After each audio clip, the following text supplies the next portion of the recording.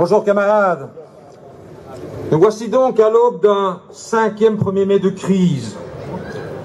Faisons ensemble, si vous le voulez bien, un bref voyage dans le passé. 2007, la crise financière bat son plein. La bulle financière a éclaté. Avec pour seul but le bénéfice de leurs actionnaires, les requins de la finance ont joué au casino. Et ils ont perdu. Mais chez ces gens-là, camarades, quand on perd, on refuse d'assumer ses erreurs. C'est aux États que l'on présente l'ardoise. Partout, en Europe et aux États-Unis, les banques seront donc renflouées à coups de milliards d'euros et de dollars sur le dos de la collectivité, entraînant ainsi les déficits publics dans un abîme vertigineux et l'économie réelle dans une récession d'envergure. Surpris par une crise financière et économique qu'ils n'ont pas vu venir, les politiques de tous bords se précipitent devant les caméras pour dire tout le mal qu'ils pensent de la finance et des spéculateurs et toute leur compassion pour celles et ceux qui perdent leur emploi. On ne nous y prendra plus, annoncent-ils tous en chœur. Nous allons réguler la finance. Quant à savoir qui réglera l'ardoise, ils nous répètent à l'unisson que ce ne sont ni les travailleurs, ni les allocataires sociaux qui doivent payer une crise dont ils ne sont nullement responsables. Retour dans le présent. Hier, 19h30, sur toutes les chaînes télévisées, M. Kuhn, le gouverneur de la Banque nationale, annonce sans sourciller qu'il faudra plus que probablement recapitaliser le holding Dexia à hauteur de 5 à 10 milliards d'euros, soit un montant équivalent lui seul à la moitié ou selon aux 2 tiers des économies réalisées dans le cadre budget 2012 de l'État. Ils allaient réguler la finance. On attend toujours. Retour dans le passé récent. Il y a quelques mois, annonce de la fermeture de la phase à chaud à Liège, où ArcelorMittal sacrifie une région pour protéger ses intérêts financiers. Il y a un peu moins longtemps, après 3 années de chômage économique pour le personnel, la fermeture de Carseed à Charleroi est annoncée. 1000 emplois directs à la trappe, 2500 emplois directs à la poubelle.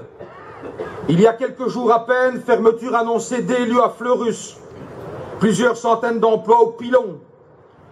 Comme les feuilles mortes en automne, les emplois se ramassent à la pelle toute l'année, par centaines, par milliers.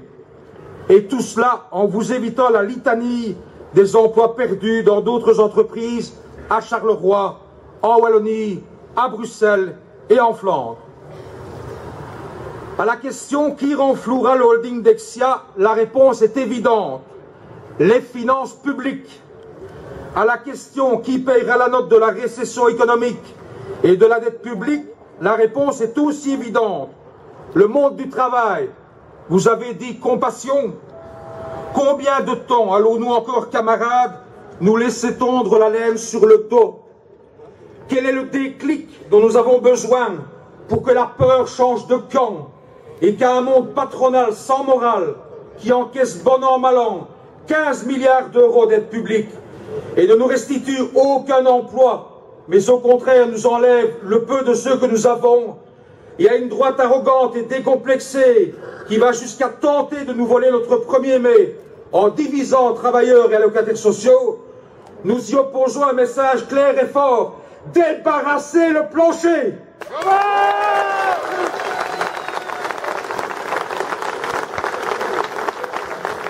Camarades, en ce 1er mai 2012, je vous apporte au nom de la régionale un message d'espoir.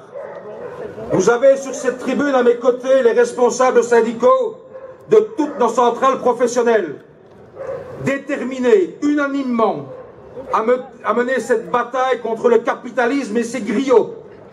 Car camarades, c'est bien de cela dont il s'agit. Il nous faut, et je sais, chacun d'entre nous, chacun d'entre vous, convaincus qu'il faut mettre ce système capitaliste aux oubliettes de l'histoire. Ce système ne peut pas être réformé. Il doit disparaître.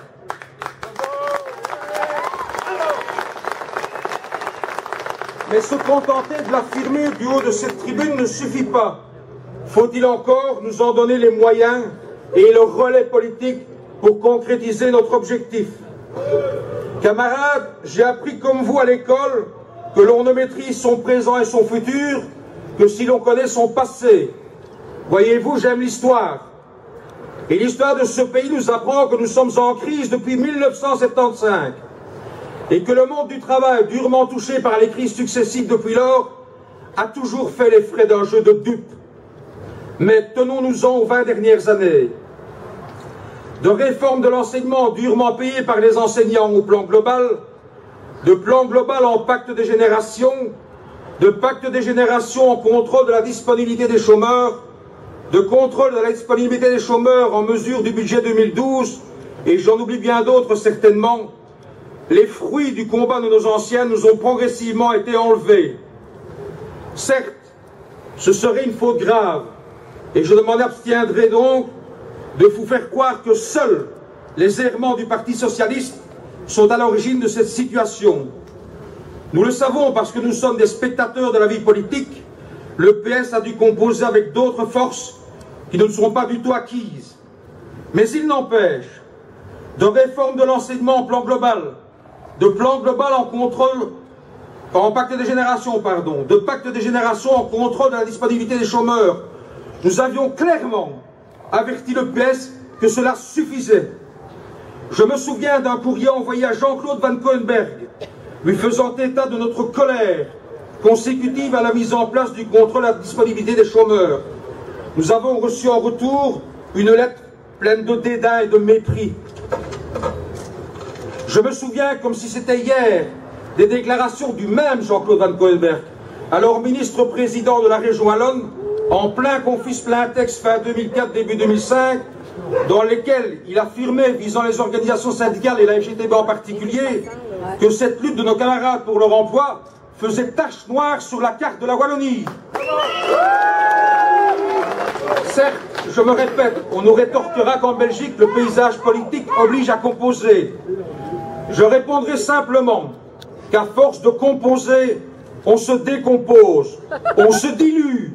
Et pour l'instant, c'est la gauche qui se dilue dans la droite. Nos délégués en assemblée interprofessionnelle de fin janvier, lorsqu'ils ont fait l'évaluation des améliorations qu'ils ont qualifiées de cosmétiques aux décisions budgétaires 2012 du gouvernement Di Rupo Ier, ont dit « Le PS nous a trahis, une fois de plus, une fois de trop ». Et ces propos, nous les avons entendus dans la bouche de militants de longue date, sympathisants demeurant du PS durant de nombreuses années, mais aussi chez nos jeunes militants syndicaux. Aujourd'hui, camarades du PS, la politique du moindre mal ne passe plus. Chez nos militants, la phrase magique « ce serait pire sans nous » fait offense à notre intelligence.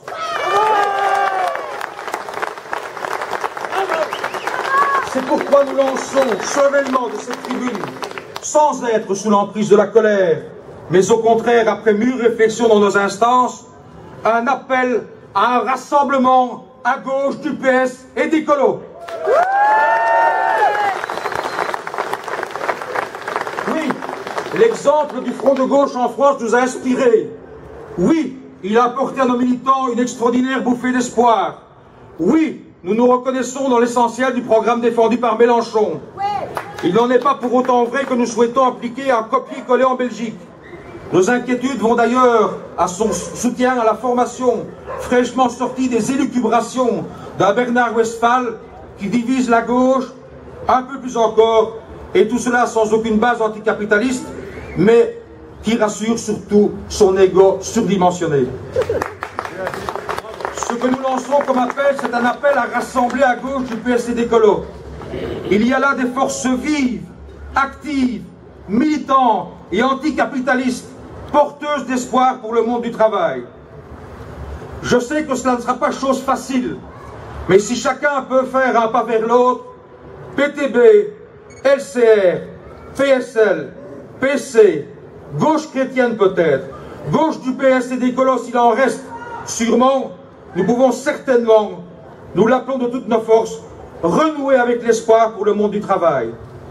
Nous en appelons en vérité à un nouveau front populaire, et ce, en toute indépendance syndicale. À ma collègue secrétaire fédérale de la CSC, Chantal Dauphiny, qui hier, sur les antennes de l'RTBF, soulignait l'absence de lien de la CSC avec tout parti, mais sa volonté de discuter avec tous, je répondrai que la FGTB non plus, si elle ne l'a pas encore compris, n'est inféodée à aucun parti politique, comme elle aimerait le faire croire. Et les dérives du PS nous appellent à la vigilance. Mais l'indépendance syndicale n'est pas synonyme d'apolitisme. Et chacun sait l'importance d'un relais politique. Nous ne discuterons pas avec tous, pas avec le MR, pas avec le CEDH. Ils n'ont pas de place dans nos débats. Nous n'agirons toutefois nullement dans la précipitation. Loin de nous l'idée de construire cette force à gauche du PS et des colos dans les prochains jours ou les prochaines semaines. Un travail en profondeur reste à mener d'abord avec nos militants. Même si nous sommes convaincus qu'ils partagent notre vision, c'est eux qui l'ont générée. Après les élections communales, sur base du programme de la FGTB, nous interpellerons les forces de gauche dont j'ai parlé tout à l'heure et nous mesurerons à quel niveau elles partagent nos valeurs et nos objectifs. D'aucuns pratiquant l'attaque ad hominem ou la tentative de division prétendent depuis hier que c'est du déjà vu, que ce genre d'initiative ou de propos revient de manière cyclique, voire qu'il s'agit d'un épiphénomène. Qu'ils prennent garde. Écarter ainsi du revers de la main et de manière relativement dédaigneuse l'expression des militants de la deuxième région de la FGTB en Wallonie ne conduira qu'à renforcer la volonté de ceux-ci d'aller de l'avant. À bon entendeur, salut!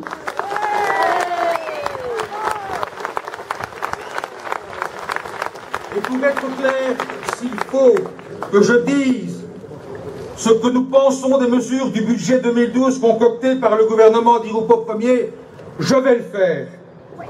Ce budget est à nos yeux un budget antisocial et antisolidaire. C'est de l'austérité pour l'austérité.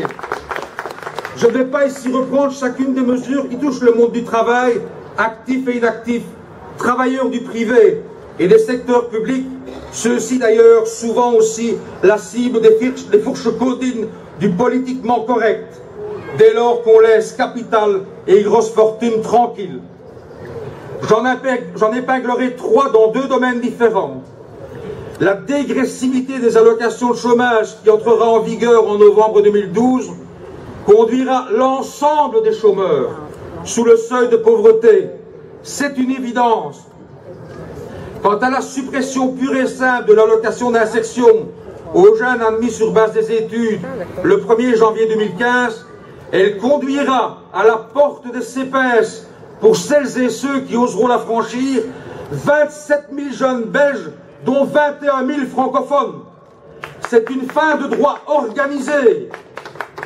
Dans la nuit du 31/12/2004 au 1er janvier 2015, le bain de sang social dont nous avait assuré qu'il n'aurait pas lieu dans un gouvernement à participation socialiste se déroulera sous les flonflons de la nuit de la Saint-Sylvestre.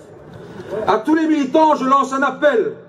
Joignez-nous à vous pour inonder de mails et de SMS de protestation les adresses des responsables politiques du gouvernement fédéral de notre région cette nuit-là.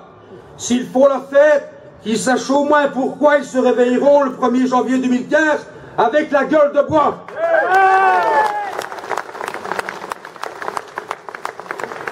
Malades, handicapés, à prendre chaque jour le chemin d'un travail toujours plus dur, toujours plus stressant. Ce sera ça, ou le chômage. C'est, paraît-il, une mesure visant à financer les pensions futures. Le problème, c'est qu'elle créera un gouffre dans l'assurance maladie-invalidité, tant seront nombreux celles et ceux qui ne pourront résister aux conditions de travail.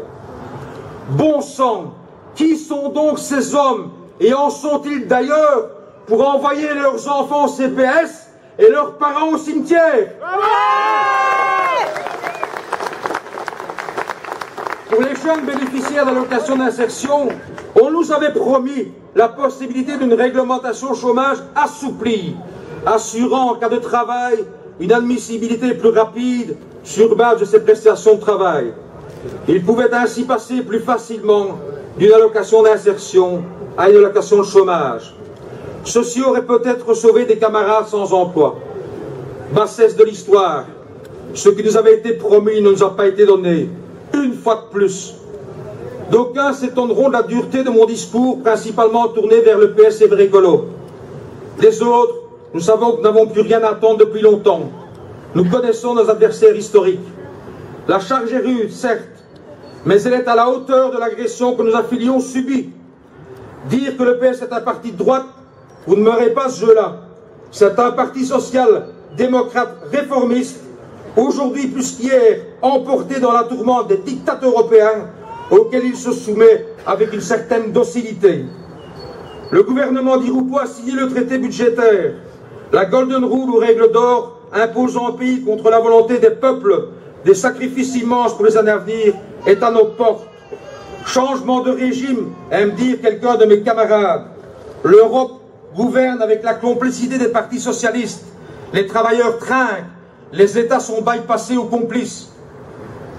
Camarades, notre journée de lutte européenne du 29 février dernier fut une première, tant par le fait qu'elle se déroula dans de nombreux pays que par la forme particulière qu'elle prit à Charleroi, par l'occupation à l'initiative de la FGTB en front commun du siège BNP Paribas au boulevard Thiroux.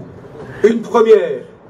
Les actions de ce type doivent être poursuivies à travers un renforcement de la CES. L'austérité ne mène à rien, disons-nous. Et comme nous avions raison, et encore que, sommes-nous sûrs qu'elle ne mène à rien? Si, camarades, elle mène à l'extrême droite, celle de Marine Le Pen en France, travestie sous les habits respectables de Marianne. Marine Le Pen n'est-elle pas compatible avec la République, a dit Sarkozy? En Belgique, en Wallonie en particulier, l'extrême droite est moins forte. Aujourd'hui, parce qu'elle n'a pas encore trouvé de leader charismatique. Mes camarades, le ventre de la bête est fécond, et elle pourrait être un cancer gagné en quelques mois les plus fragilisés des fragilisés, qui mettent leur désespoir à toutes les sauces, même les plus malodorantes. La FGTB Charleroi continuera sa campagne contre l'extrême droite, tambour battant d'ici octobre 2012. Ayant apprécié la manière dont Mélenchon a combattu l'extrême droite, les yeux dans les yeux en France, je vous l'annonce en prime, il sera l'invité de la FGTB Charleroi en septembre 2012. Vous dire un mot des conséquences de la 6e réforme institutionnelle et du transfert des compétences du fédéral aux régions et communautés. Nous travaillons actuellement au niveau wallon à nous positionner sur l'utilisation des moyens transférés aux régions et communautés dans le cadre de la 6e réforme institutionnelle.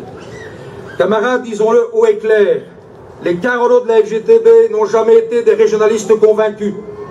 Et l'histoire semble leur donner raison, car face à la promesse faite par Di Rupo avant les négociations qu'aucune région ne soit appauvrie, force est de constater que les moyens transférés ne permettront pas de rencontrer les enjeux wallons, et que si nous n'y prenons garde, la concertation sociale sera amoindrie. Je réaffirme ici au niveau de notre régional notre volonté de maintenir au niveau fédéral les principaux mécanismes de solidarité interpersonnelle en sécurité sociale, en fiscalité, en droit du travail, dans les conventions collectives. Nous nous y emploierons plus que jamais car nous sommes convaincus, entre autres, qu'une fiscalité plus juste, portant sur l'ensemble des revenus, y compris ceux du capital, participera à une meilleure répartition des richesses tant que ce système continuera à exister. Quant à l'index, que nous avons eu déjà payé plusieurs fois, toute attaque sur l'index, toute modification, provoquera irrémédiablement une riposte syndicale immédiate. Un mot enfin, car j'ai déjà été très long, un mot enfin sur les élections sociales de ce mois. C'est avec joie que nous avons constaté que de nombreux nouveaux candidats sont venus rejoindre les plus chevronnés sur les listes. Merci à vous toutes et tous ici présents et aux autres pour votre engagement fort pour les valeurs de la FGTB aux côtés de vos collègues de travail. Pas besoin de vous galvaniser, vous l'êtes déjà. Dans le privé, mais aussi dans certains secteurs de la CGSP comme les TBM et Gazelco, vous aurez à affronter la concurrence des autres organisations syndicales. La lutte sera difficile, mais portez notre message, celui qui parle aux travailleurs. Malgré le respect que je porte aux organisations de travailleurs, je ne peux m'en empêcher, car c'est le combat des idées, de mettre en évidence aujourd'hui la position de la CSC sur le financement des allocations familiales transférées aux communautés. La CSC souhaiterait que les allocations familiales soient financées par la fiscalité, c'est-à-dire par nous tous, alors qu'actuellement une cotisation de 7% est imposée aux employeurs. Ceci n'est ni plus ni moins qu'un cadeau au patronat, technique à laquelle ils nous ont souvent habitués.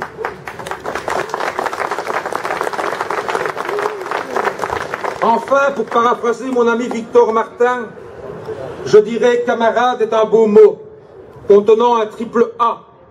Comme lui, je conclurai en affirmant que notre solidarité fait plus que jamais notre force et qu'ensemble, nous défions toute agence de notation de nous en enlever un.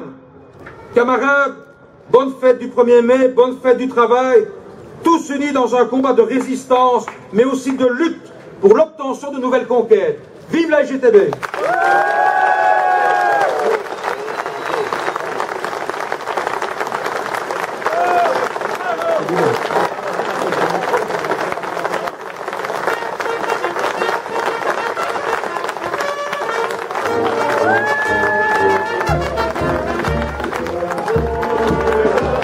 La terre, debout les forces de la faim, la raison donne dans son cratère, c'est l'éruption de la faim, du passé faisons table rase, pour l'esclave, debout, debout, le monde va changer de base, nous ne sommes rien, soyons tous.